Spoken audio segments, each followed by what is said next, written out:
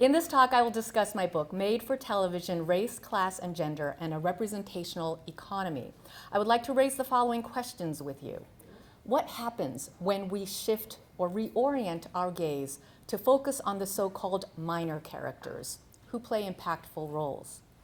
How does doing so illuminate our understanding about the production of racial meaning? How and what does the figure of the maid inform us about difference? I will share examples of television maids and their discursive function, analyze the representation of working women of color in the context of the representation of the idealized American family and home. I argue that the racialized maid is not marginal, but is integral to television narratives, and I wish to prompt discussion about strategies in creating and cultivating more informed visuality when it comes to women and characters of color. There are two key premises to lay down. First, the representation of race is the representation of difference. And I foreground this in light of the work of my UC Santa Cruz colleague. Some of you may know him, Herman Gray. Some of you may have read his book, Watching Race, Television, and the Struggle for Blackness. So the representation of race is the representation of difference. Second, we can think of race as representation, as proposed by Darnell Hunt, a sociology professor and former director of the Ralph J. Bunche Center for African American Studies at UCLA. He hosted me in a research fellowship early in the work of my book, and he actually now is executive vice chancellor and provost there. So race as representation, right? That it's already represented and within the realm of representation. Oh, sorry, I see this. I can play. So this is one of the several historical television texts that I have researched and analyzed in my book. For today, I would like to focus on 3 case studies. This is one of them, and coming from 2 of the chapters in my book. One chapter on African American domestics and one chapter on Asian servants. You may wonder how I came to this topic of the television maid, and I will tell you. When I was in graduate school at UCLA, I wanted to research women of color in the media. Having taken minority politics as an undergraduate at a women's college, at Smith College, and also taking film courses there, continuing a study of minoritized characters on screen and in media culture, utilizing a feminist framework, was an exciting start. So I started to look, and I found faces and characters as maids, domestics, servants, housekeepers, nannies, gardeners, houseboys. It was a profound and prominent pattern. This pattern and these characters are characters in my book. So in my research for Made for Television, I came to understand that not unlike the history of race relations, the history of television is rooted in racialization, of which whiteness is a corollary. Though the racialized domestic may appear to be a person of secondary importance, this enduring figure is in fact emblematic of both television form and the history of US race relations. Made for Television examines the intersection of race, class, and gender relations as embodied in a long history of television servants from 1950 to the turn of the millennium. And you'll still see them, right, popping up once in a while. Although they reside at the visual peripheries, these figures are integral, not marginal, to the idealized American family. My main intention is to redirect the gaze, our gaze, but also the gaze of television, toward the usually overlooked interface between characters, which is drawn through race, class, and gender positioning. Television does not simply represent race, rather, through both fiction and nonfiction, from situation comedies, dramas, children's programming, to news, sports, talk shows, and reality television, its stories represent race relations and support social relations in real life. Televisual and actual race relations, as text and context, function as co-determinants of racial meaning. Made for Television tells the stories of servants and the families they work for. In doing so, it investigates how Americans have dealt with difference through television as a medium and also a mediator. We can challenge the notion that supporting roles hold less weight, particularly in light of what I conceptualize as a representational economy, in which there isn't room for too much difference, right? A little bit. And that harmony is afforded through the expenditure of truth about disharmony or inequality. In other words, we see happy families, right, with a maid, and no one really talks about that class and racial difference. One of my scholarly concerns is to understand how racial discourse operates in media culture by looking at established visual cultural practices so that we can intervene in and innovate how race is represented and comes to have meaning. Some who may not initially be concerned about the figure of the maid or the topic of race, or who think that analyzing forms of entertainment is reading too much into it, will gain insights from the central argument, which crosses multiple stories and case studies, that racial meaning is performative, and that this performance needs to and can change, right? And it's performative in real life interactions among people, and it's certainly performative when we're talking about media. The goal in this examination, crossing historical and theoretical lines, is to offer formal and cultural analysis, and furthermore, to propose a critical paradigm for studying the representation of race in television culture, engaging the possibility of change, right? So we do all this analysis, we do the research, we look at the historical examples, because we want to know, how can representation be different? What can our production practices do to change the way that racial meaning is produced through the media, and the way in which racial meanings are perceived and received through the media. The story begins with a jovial black maid working for a white suburban family in the 1950s. I'm talking about a television program called Beulah. How many of you have heard of or seen images of Beulah? It moves through eras in which the help was white and takes plot turns when African American families employ household help, signifying their own social mobility. So the Jeffersons, the Fresh Prince of Bel-Air, if you notice, right, in some ways to mark their success as an American family, they employ a housekeeper or a butler. In Fresh Prince of Bel-Air, a butler with a British accent. It continues with the less controversial, though no less complex, images of Asians as servants, and brings us up to date with the very contemporary issue of our society's dependence on immigrant labor from Latin America. Through television's practice of replaying old episodes and rebroadcasting characters in syndication or streaming, as well as the incorporation of the servant figure into new programs, media, and film, the story of the racialized servant remains part of an ongoing and open-ended American narrative. Made for Television is in large part, though not exclusively, a story about women, as domestic service has been a long-standing occupation for women of color. The figure of the maid in the employer's home is a recurrent and patterned image, simultaneously enacting and revealing the nexus of race, class, and gender hierarchies in American culture. My focus is on how racial discourse works to define as well as to expose the contradictions of the boundaries through the figure of the racialized domestic. The post-World War II economic boom led to a distinct shift in employment opportunities and expectations for American women, specifically middle class, white women. Some moved into higher status jobs, leaving the so-called dirty work for women of color, and others participated in building the image of the perfect home as domestic managers, employing domestic workers.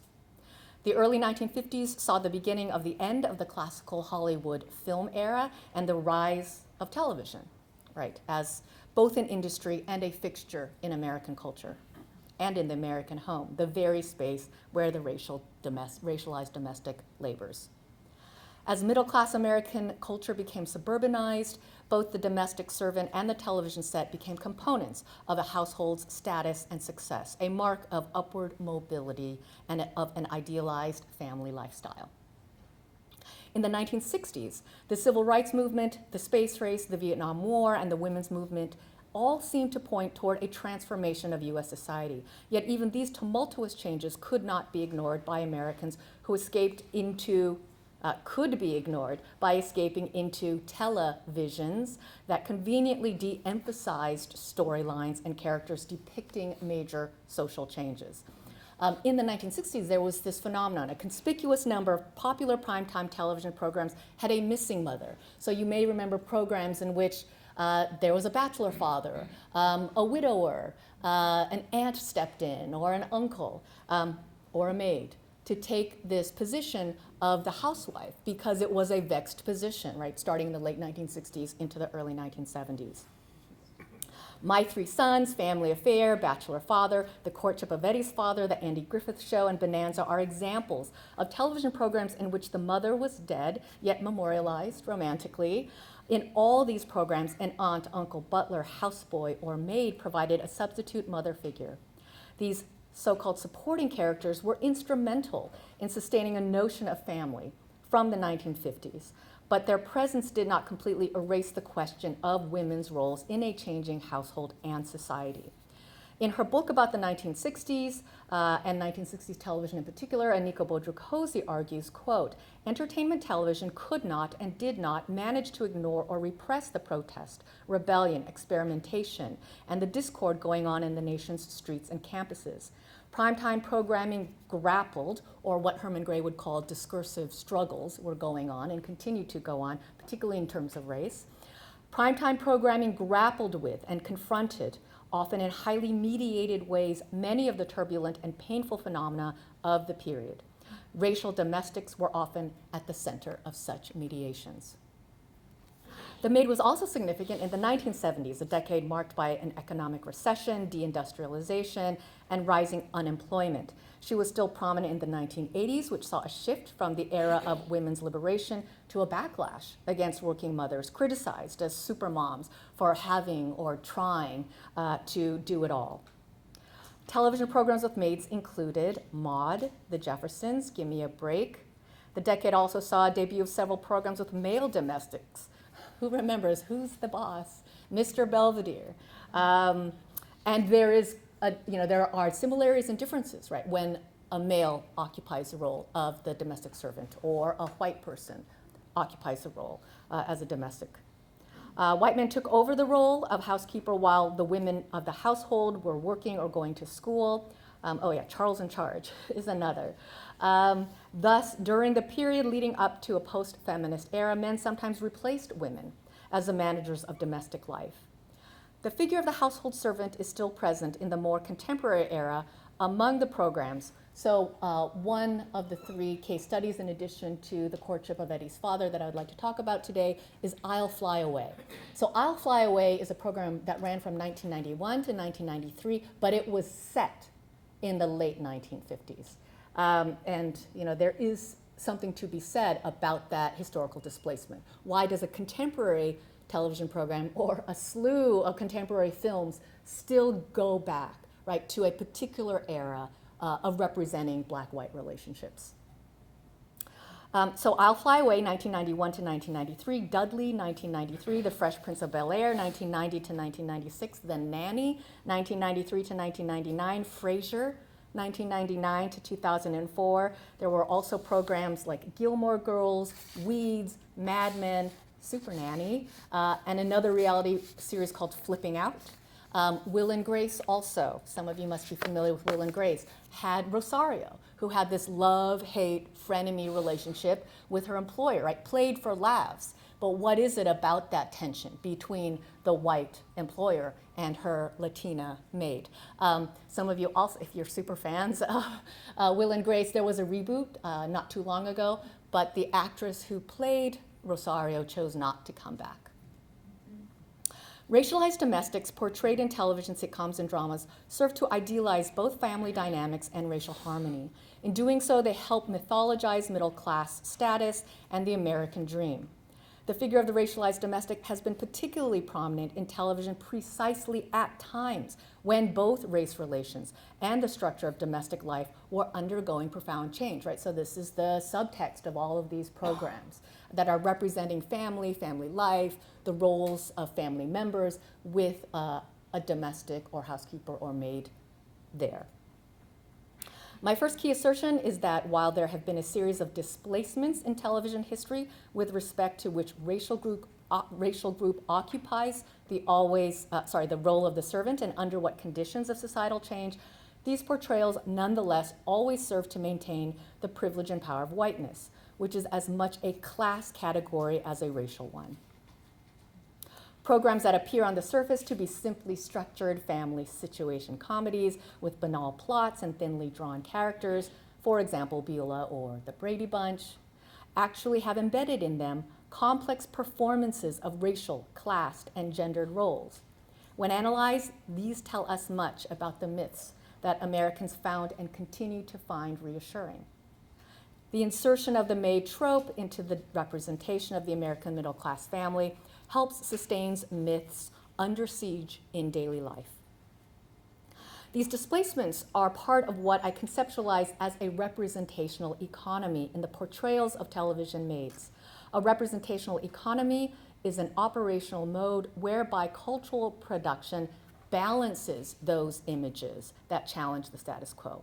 That is, while a degree of difference from the white middle-class Christian heterosexual patriarchal norm is given moments in the representational spotlight, an ideological bottom line is always apparent. There will never be too much difference.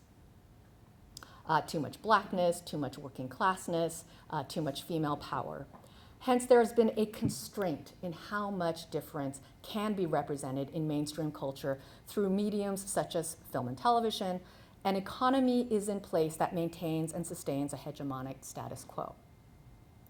The second key premise in the book is that the figure of the racialized domestic represents not only race, right, that is racial identity, but race relations. So essentially what we witness constantly, and particularly with the character of the maid, is race relations. When she enters the scene, when she comes into the room, that's what is being portrayed.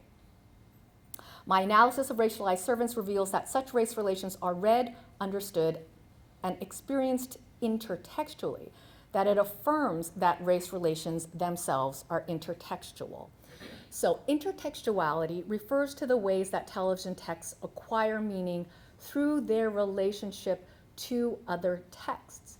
It is through referential reading that viewers understand television representations. So there's another image that I want to show you in just a moment. The next few are the 3 case studies. So we'll do Beulah today, I'll Fly Away, and The Courtship of Eddie's Father, just excerpts and sections of the book Made for Television. So you must have seen this iconographic image throughout culture in various places and spaces, not only, of course, in the film Gone with the Wind, but subsequently, right, replicated. But this image is indelible in the way in which it sets up the representation of racial difference, the representation of race relations, right, the way in which we begin to read whiteness and blackness and femininity, white femininity or black womanhood. So the maid character in Beulah is read in, Hattie McDaniel plays Beulah. The maid character in Beulah is read in relation to the actress who played her, Hattie McDaniel, who is read as Mammy in her Academy Award-winning role in Gone with the Wind, a role that in turn evokes literary figures such as Aunt Chloe in Uncle Tom's Cabin. According to some theorists, texts lack any kind of independent meaning. It is the act of reading that, quote, plunges us into a network of textual relations. Reading thus becomes a process of moving between texts. Television as an intertextual medium historically and consistently promotes a discourse of race that is at once polysemic, right, so it's open to multiple readings, and at the same time prescriptive in the way racial meaning is created and understood, and a social racial order is maintained. The racialized servant is a negotiating figure in the discourse and discussion about race, yet the trope sets racial boundaries at the same time. After television entered American homes in the early 1950s, it became a part of family life. television also broadcast images of what family life was supposed to be like. The auspices under which television was introduced to the American public and the discourses that it elicited about the family and about economic prosperity and success revealed anxieties about a changing society. In the post-war years, the television set became a central figure in representation and regulation of family relationships. So you can think about the television programs that were produced and that were hits in the 1950s, right? Leave It to Beaver. I mean, many programs about the family, which were both reflections and projections about American life, or the idealized middle-class American life. Lynn Spiegel examines television's relationship to the family in light of the reconstruction of family life after the war. She asserts that, quote, the 1950s was a decade that invested an enormous amount of cultural capital in the ability to form a family and live out a set of highly structured gender and generational roles, unquote. Television was supposed to bring the family together, yet also demarcate social and sexual divisions in the home. Examining the figure of the domestic draws out tensions between these two functions. I think some of you have heard about or know about the cult of domesticity. It started in the late 1800s, that carried through as we industrialized and also carried through into the development of media culture and television programming. So the typical housewife was a middle-class white woman. In one sense, her status was confirmed by the presence of a woman of color to serve her. That both housewife and house servant were relegated to domestic obligations provided, quote, flagrant evidence of the power of sexism, unquote, and that's a quotation by Angela Davis. But she argues that black women working as maids suffered a double burden, quote, because the added intrusion of racism, vast numbers of black women have had to do their own housekeeping and other women's home chores as well. And frequently, the demands of the job in a white woman's home have forced the domestic worker to neglect her own home, even her own children, unquote. The servant thus enables the lady of the house to be one. Elizabeth Clark Lewis reveals the psychological and ego-based ways in which the employer uses the servant. Her rigorous and eloquent book, Living In, Living Out, African American Domestics and the Great Migration, traces the history of domestic servants from its ideological, racially charged beginnings. Clark Lewis also specifically locates the relationship between white women as employers and African American women as employees in the home. The home was the wife's stage, a space where she could strive for legitimacy.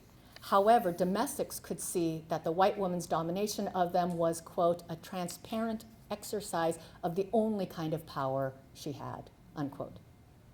So, thinking about and remembering that representation is both a noun, right? There is a representation, there are images that we look at and study, as well as a verb. So representation is a discursive practice. That's a kind of basic premise in media studies. I want to talk with you today about, as I mentioned, material from two of the chapters. And so I will move on to my chapter on African American domestics, and among the case studies are Beulah and I'll Fly Away. Domestic service as performed by African Americans for white Americans conjures a picture of the history of race relations in this country.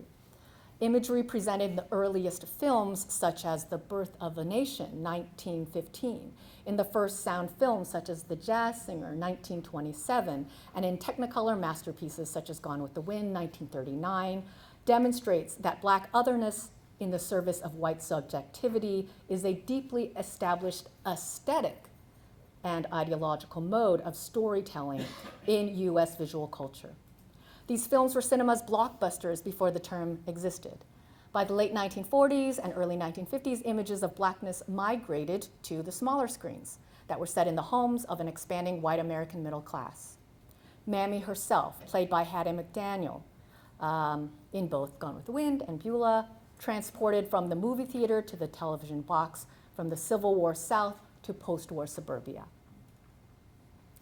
Mammy, speak a little bit more about the Mammy, the slave character of the pre-Civil War South, gave way to Beulah, the Southern domestic servant of the early 1950s featured in the program of the same name. A woman reminiscent of Beulah is reiterated in many cultural media texts. For example, the unironic hit, which became a recommended title during the pandemic and post-BLM, The Help, How many of you have seen this film, The Help? Another example of a contemporary text which harkens back to the past in order to somehow allay, right, our fears and anxieties about race relations. The actresses who performed in that film, many of which, a couple of which won awards, have done interviews and commented about that fact of why is this recurring image of the maid so comforting for American audiences to see. There also was Jordan Peele's film, Get Out, in which the tear-stricken, smiling face of the maid exuded the horror of that household.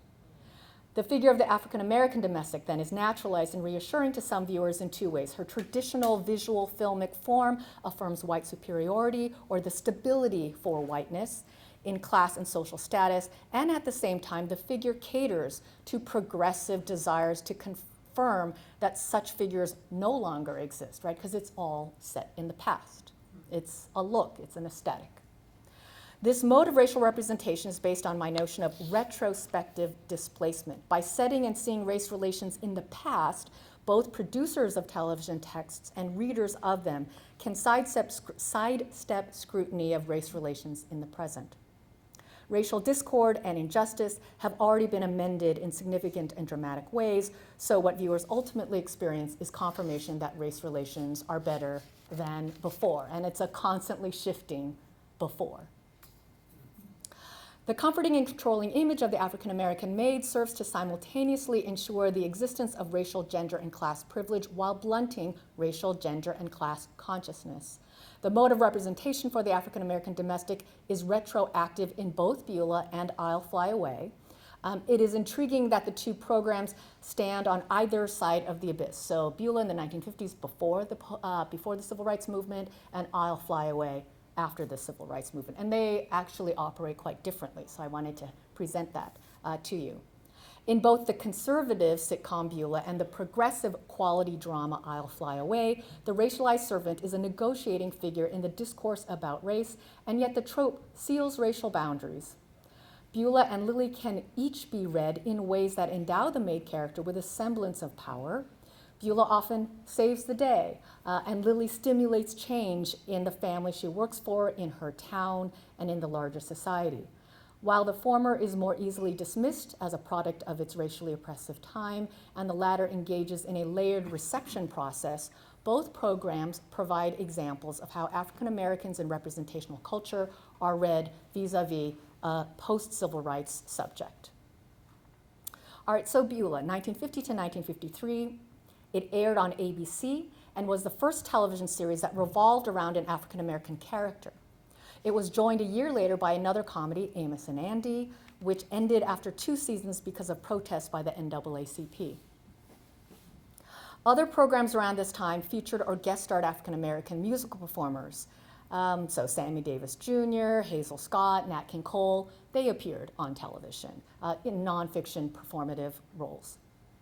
But Beulah was the only series written with an African American as a major figure, and it's significant that this figure was that of a maid. Just a quick background, I won't read the paragraph, but Beulah actually began as a radio program before it was adapted to television, and in the radio program, her character was played by a white male actor. Oh. 3 actresses played the role of Beulah in the 3 years that it ran. Louise Beavers, Ethel Waters, and Hattie McDaniel were all known for their earlier roles as maids to leading ladies in Hollywood films.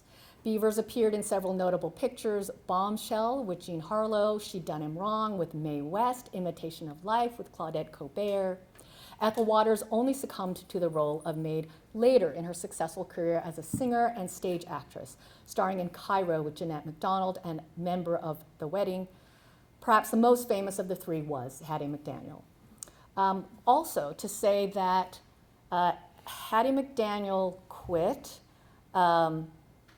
Ethel Waters quit, and Louise Beavers took the role thirdly. Hattie McDaniel actually, I believe, got ill and then quit. But right through the 3 years that the series Beulah existed, it took 3 different actresses to kind of enact this character. So just to give you some images here, Hattie McDaniel is the first African-American woman to have been awarded an Academy Award for her role as Mammy. And Miyoshi Omeki is the first woman of Asian descent to have won an Academy Award. I know this came to light when Michelle Yeoh won for Everything Everywhere All at Once a couple of years ago, but back in 1958, she won this award for her role, which you can see on the left. And it is also an intertextual experience, an intertextual reading, an intertextual character that would carry over from Sayonara to The Courtship of Eddie's Father. So before I show a clip of Hattie McDaniel, a little bit more. In addition to their film roles, McDaniel was a singer, Waters was a Broadway actress, Beavers began her career as a minstrel performer, and later in their careers where they offered these television roles. The figure of the maid is often taken out of the narrative and showcased as a visual spectacle. Her representation is thus predominantly visual rather than textual. When Beulah is a source of humor, her delivery is on a visual level. When she is with the family, Beulah speaks only when asked a question, and when she responds, she often does not answer the question but makes a joke instead. There's a lack of integration on several registers. Not only is the humor directed at Beulah rather than being inspired by her, but it also implies that she has a simpler sense of humor and a simpler intellect in general. A curious and more complex performance of the Beulah persona occurred when Hattie McDaniel performed on The Edwin Show, one of many variety shows in the 1950s. And first she started as Beulah in character. But then the skit moves on and she finishes as Hattie McDaniel. This kind of performance demonstrates McDaniel's levels of performance and awareness in that both were performances of blackness, specifically for a white audience. When McDaniel sang as herself, she stepped out of the Beulah character, though not completely, and revealed her own pleasure in being on stage before appreciative fans. It was, however, a fleeting moment that is little remembered in comparison to McDaniel's popular on-screen performances in Mammy mode. So let's take a look at a clip. The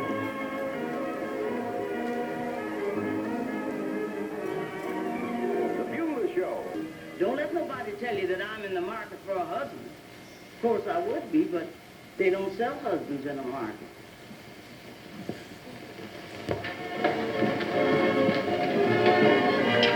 Morning, dear. Good morning, Miss Harry. Hello, Beulah. Cereal, Miss Alice? Oh, thank you, Beulah. You, Miss Harry? No, thanks. Just my usual eggs. Yes, sir. Something the matter? Not yet, really, but I am worried about Donnie. Worried about Donnie? Why, Alice, he's captain of his football team and his school marks are good. Of course, it isn't a very big football team and his school marks aren't very good, but give him time. He's only 10. It isn't that, dear. It's his social life I'm worried about. Madam Matilda, his dancing school teacher, called yesterday. This is the end of the course this week, and they're going to have a dance. She says that Donnie is the clumsiest dancer in his class, and he's the most awkward with the girls. Well, don't let that upset you. At his age, that isn't so important. Well, it is so important. None of the girls wanted to go to the dance with him. Madam Matilda had to make them draw lots to see who was going to get stuck with him.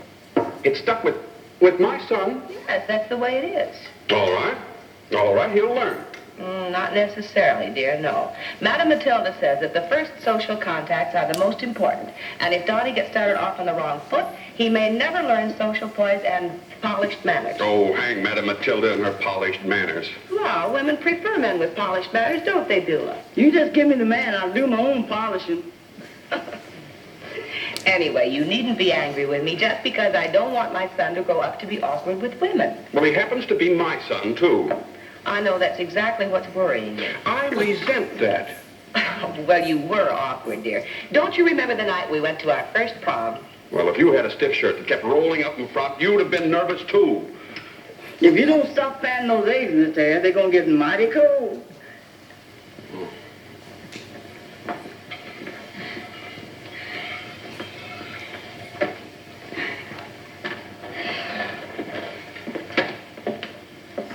How'd your team make out, Donnie? Not so good. Close, though. What's the score? 112 to 68. Well, that's a factor of photo finish. After your lunch, your mother wants you to clean yourself up because she wants you to take you downtown to buy you a new suit. Oh, no. Not today. Oh, what's the matter, honey? I missed the second half of the game. Why need a new suit anyway? Well, Miss Alice wants you to get a new suit so you can go to the dancing class party. Ah, Beulah, what'd you have to bring that dancing class party up for? It's gonna be brutal. I don't get it. When me and Bill go to a dance, we have ourselves a ball. Okay. From the famed playwright and actress Alice Childress, and in the production Like One of the Family, she wrote, "Now when you say we don't know what we'd do without her, this is a polite lie, because I know that if I dropped dead or had a stroke, you would get somebody to replace me. You think it is a compliment when you say, we don't think of her as a servant. But after I worked myself into a sweat cleaning the bathroom and the kitchen, making the beds, cooking the lunch, washing the dishes, and ironing little Carol's pinafores, I do not feel like no weekend house guest. I feel like a servant." This kind of rebuke is not available to Beulah. She does save the day. She teaches Donnie how to dance, and he's a big hit, very popular at the party. The implications of her comment are glossed over in the sitcom format. The family feels sorry for Beulah and says that they will, this is from another episode, that they'll just do, but Mr. Harry, Beulah responds, "I'll dig the yard if I have to. I'll lay a brick wall for you, but I'm not going to serve my family cold cuts on Saturday night." So in showing this particular clip, I wanted to demonstrate that there are cinematic techniques that set racial boundaries and contribute to the production of racial meaning. Whereas in Beulah, the media apparatus, along with its ideological position, naturalized Beulah's seeming contentment as a servant. This serves to define family without conflict, untroubled race relations, and a subsiding of class lines. In the program I'll Fly Away, there are cinematic strategies that enliven and empower the figure of the Black domestic. It is through specific production choices, along with political choices on the part of the creators, the writers, and the performers, that is the actors, that Lily's perspective, Lily Harper, the maid in I'll Fly Away, her literal voice and her opinions are heard, even prioritized. So I'll Fly Away, 1991 to 1993. Two significant and distinct forms of racial representation are articulated at the beginning of this chapter: the representation of race relations and the representation of racism.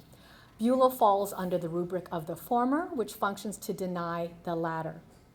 40 years after Beulah, in a post-civil rights era marked by a cultural and legal backlash to affirmative action, I'll Fly Away appeared. In this television drama, the idea of talking back registers at a very different level.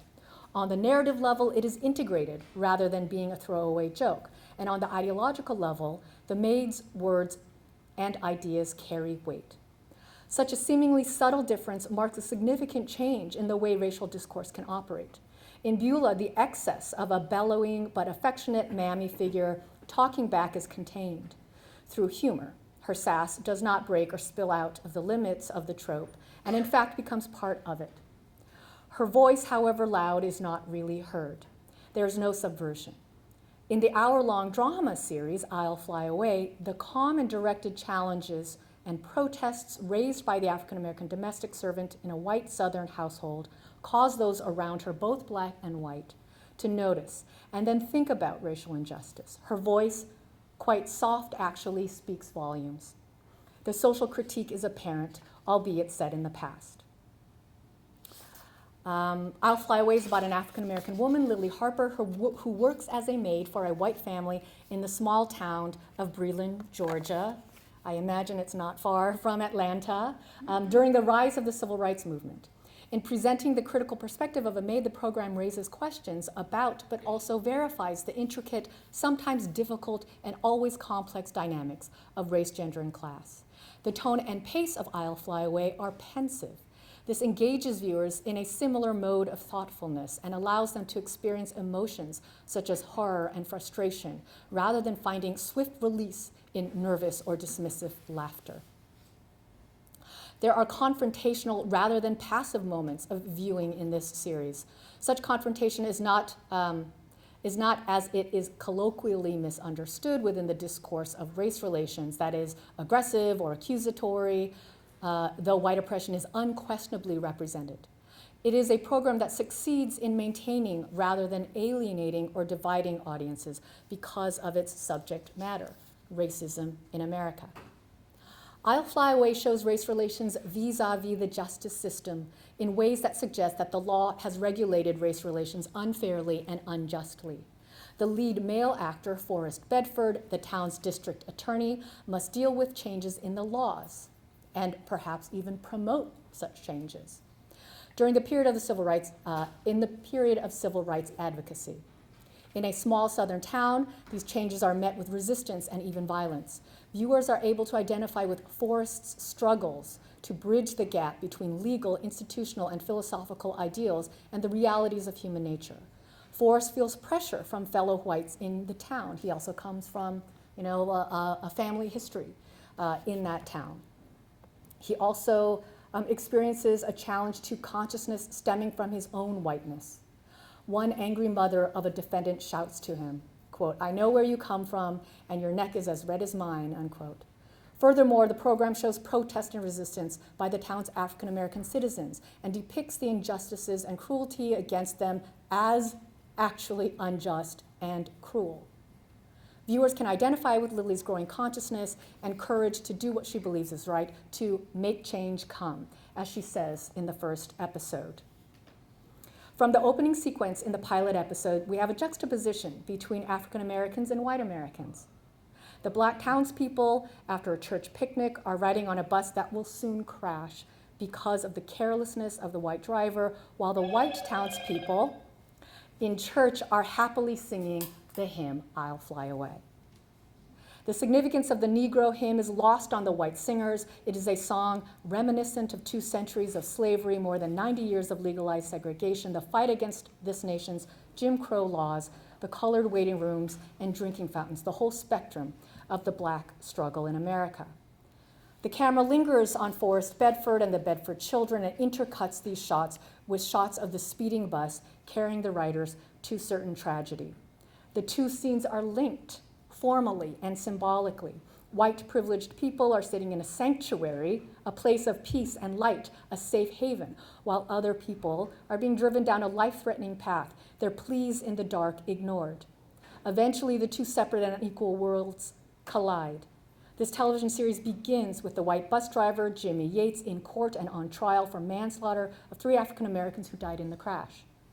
It begins with whites and African Americans being forced to think about their town, their families and friends, the beliefs and opinions they hold, and being forced, along with the viewer, to make a decision. The series also begins with the authorial direction of Lily Harper, played by Regina Taylor, a theater actress, whose voiceover narration opens and closes each episode. She is a storyteller. She is the narrator. Right? She has the authorial power of this retrospective historical story. The program, a quality program, not surprisingly, didn't get the ratings that it needed. The program was canceled.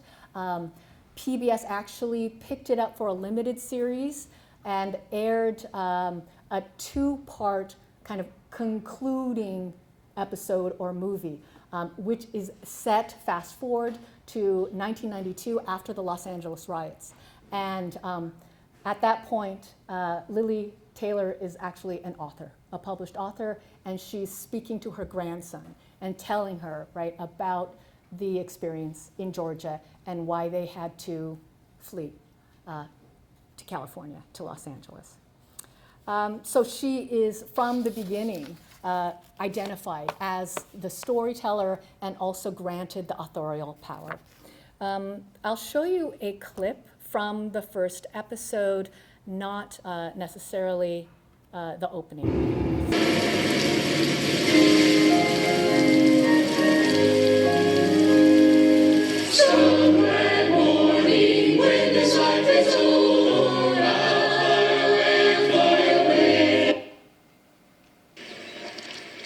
Can I help you?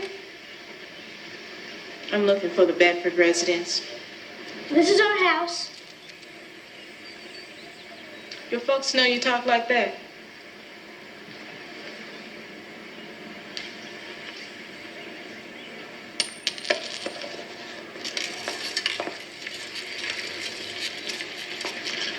Come here, John Morgan.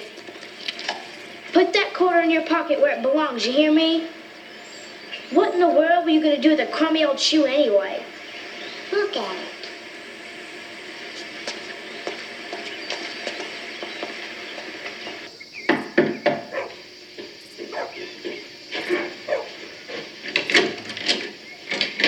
Yes, Mr. Bedford, that's right. I'm here for a job. Opal's friend. Oh, that's right. That was this afternoon. Come on in.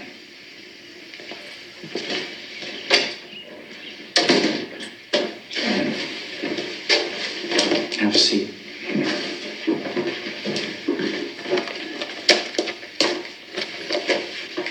So, you know Opal. Yes, sir. My family's known her for years. Well, have you done domestic work before? Yes, sir. I worked for the Carson family over on Magnolia Street till their children got sent away to school. And I worked for Mr. and Mrs. McClintock cooking and cleaning up until the last 2 weeks. What happened? I quit. I quit, sir. I wasn't fired. Well, Opal is a very good judge of character.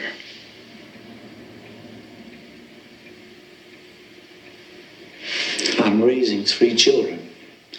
Nathaniel, my oldest, is 15, Francie is 13, and John Morgan is almost 7. My wife, their mother, is no longer living at the house. She's not well. I would need you here from 7 in the morning until 7 or 8 at night. Is that a problem? No, sir. No problem. I'm prepared to pay $40 a week. We have our own washing machine and dryer. Do you drive a car? No, sir, I don't. Well, then. We'll see you first thing in the morning.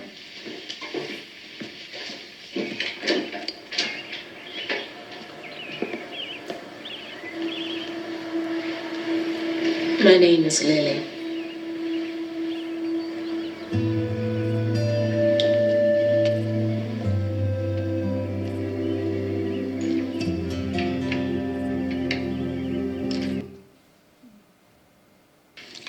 May I have some more milk, please? And some more gravy, too. Mr. Cruff was talking about you today in class. About the trial? He says you're being too hard on Jimmy Yates. He didn't say your name, but he was talking about you. What do you think? About what? About the trial. I think it's causing a lot of people a lot of pain. Nancy Yates is in my history class, and today she started crying and ran out of the room. Do you think Jimmy Yates should be held accountable for his actions? Yeah, okay. But her parents are really upset. They're losing sleep, and her father's missing work. It's just doing really terrible things. It's wrecking that whole family. What about the families of the ones that died? Can I have my dessert now?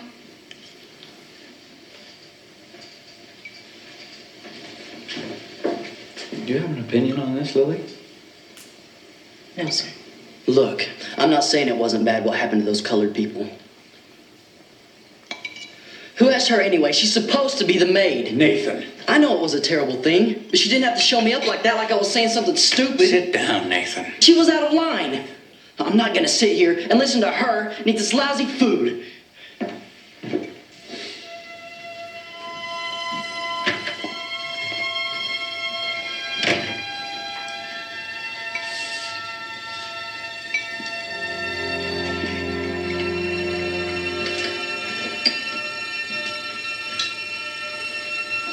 I knew Marcus. He died on that bus. It wasn't like we was close or anything like that, but there's lots of people grieving for him.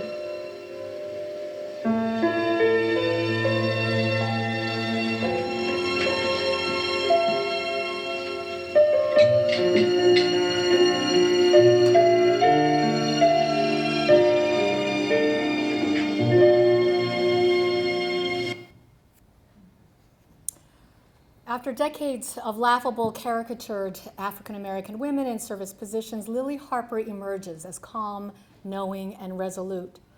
That she has a distinct personality and a powerful one might challenge and surprise the viewer. Some viewers. This personality emerges in the first dinner scene with Lily and the Bedfords. Nathan, the eldest Bedford teenager, is sympathetic towards the Yates family, whose daughter's in his history class. When his father asks him whether he thinks Jimmy Yates ought to be held accountable for his actions, Nathan replies, "Well, yeah, okay, but her parents are really upset."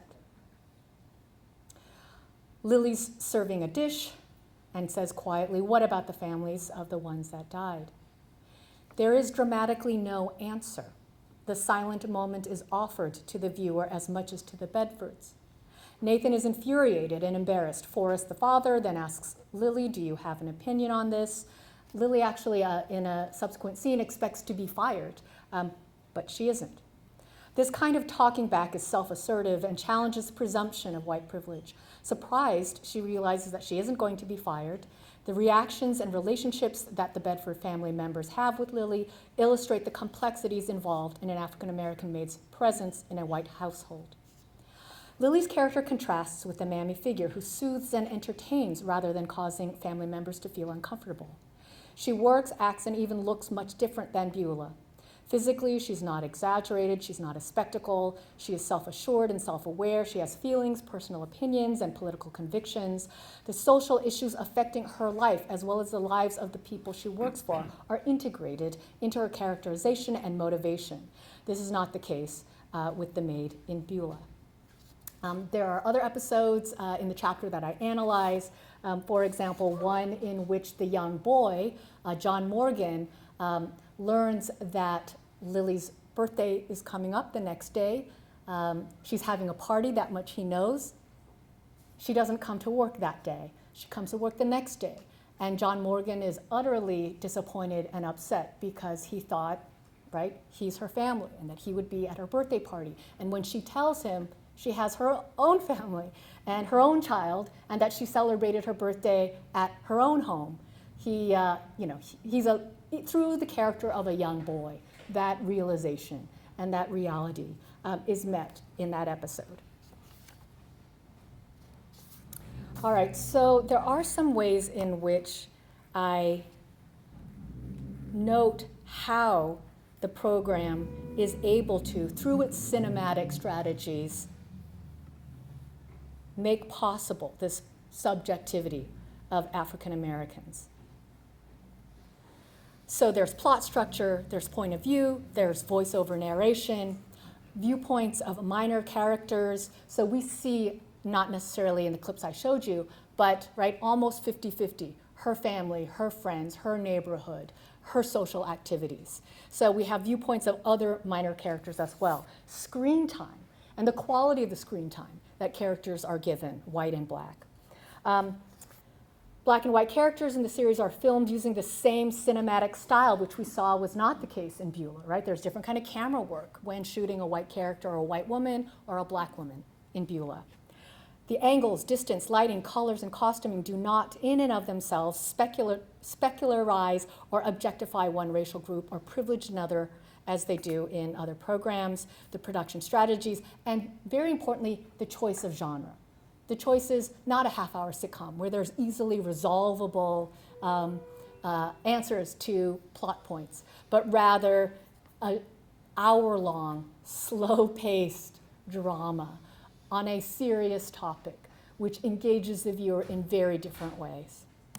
So here are ways in which Beulah, right, operated. I want to just say a few things in the interest of time about Asian servants. And I can do so through some images. Hop Sing played Victor Sen Young in Bonanza, one of the longest running television programs and then running in syndication. And again, this idea that with a missing mother, a servant will take that place. And in the case of Asian servants, both male and female, they are feminized. So you can see through his stature and his costuming. Certainly there are episode after episode where his demeanor and the lines that he delivers really sets up this dynamic, not only telling what does it mean to be an Asian male, but what does it mean to be a white masculine male in a Western, right? Kind of settling the country. And here is a still, but again, just the comparative, right? The representation of race is a representation of race relations and the representation of racial difference. This is another program in the 1950s, and he played the character Peter and houseboy, right? So even by its name, houseboy, really kind of diminishing the role of an Asian or Asian American man. Bruce Lee, I mean the inimitable Bruce Lee, actually, in The Green Hornet, a late 1960s television program, was not the superhero, but was the sidekick. He was a valet, a chauffeur, a houseboy, and when he was allowed or directed to actually perform the martial arts that he was superb at, they costumed him in a mask. It was a directorial decision. They wanted his face to be covered as much as possible, and definitely the eyes. So when he was in an empowered role, he was also hidden. All right, so the courtship of Eddie's father, just a few moments to give to Miyoshi Umeki, and looking at her intertextual move from big screen to small screen. What is the key point in relation to her character, Mrs. Livingston, is that here's another household in which the mother has passed away, and the story of the series is that there's a constant search for Mr. Eddie's father, as she calls him, for Tom, to find a new wife and to find a new mother for his child. But of course, they already have Mrs. Livingston. Also, of course, it can never be a legitimate, legal, interracial marriage. In the late 1960s, there are many states that actually still had anti-miscegenation laws on the books. And so what does this series do for 3 years in which we have this family, and yet she can never be in that role officially or formally or respectfully? And so there are ways that while the women's movement is going on, we have an Asian woman, a very traditional Japanese woman, taking over that role, substituting as a mother and wife. And it is a certain kind of displaced commentary in as much as the dates and the blind dates and the setups that Mr. Corbett go on are often with women who have careers, women who are independent, women who are coded as feminists, and he rejects them all because at home he has Mrs. Livingston. So in close, and you can read more about this program and other programs in the book, but in close, what we want to think about is what does shifting our gaze to the minor character, and in particular to the maid, help us to see. While marginalization is actual and consequential, to be on the margin is not a place or location solely of disempowerment.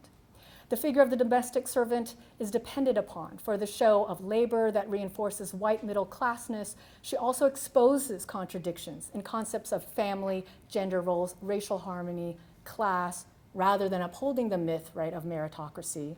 The figure of the racialized domestic servant in television is an undeniable figure who teaches us about the strengths in her disposition and the weaknesses and injustices in the system. As Patricia Hill Collins reminds us, those who stand at the margins clarify the boundaries. Thank you.